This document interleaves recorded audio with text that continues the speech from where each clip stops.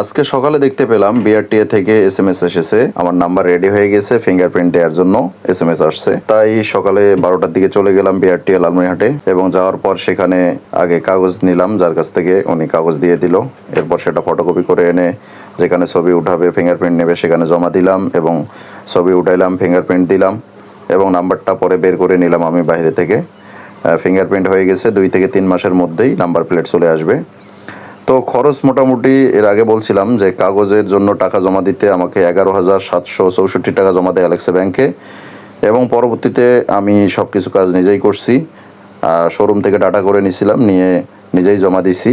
জমা দেওয়ার আজকে 15 দিন চলছে, এর মধ্যেই মেসেজ আসছে, ফিঙ্গারপ্রিন্ট দিয়ে আসলাম। এর আগে যখন আমি কাগজ জমা দিয়েছিলাম তখন আপনাদেরকে জানাইছিলাম যে সেখানে আমার কাগজ জমা নিতে চাইছিল না, পরে পিয়ন বলছিল কিছু টাকা খরচ করতে হবে। তো পরবর্তীতে সেটা বিভিন্নভাবে ব্যবস্থা করে নিজেই জমা করছি, আর টাকা লাগে নাই। তো আজকেও তারা যারা আমাকে কাগজটা বের করে দিল এবং ফিঙ্গারপ্রিন্ট এবং ছবি উঠাই নিল, ওনারা 2জন বললো যে ভাই খুশি হয়ে চা খাওয়ার জন্য যা দেন দেন। পরবর্তীতে আমি নিজেই 2জনকে 200 টাকা দিয়ে আসছি। এই হলো খরচ, এছাড়া এক্সট্রা কোনো খরচ নাই।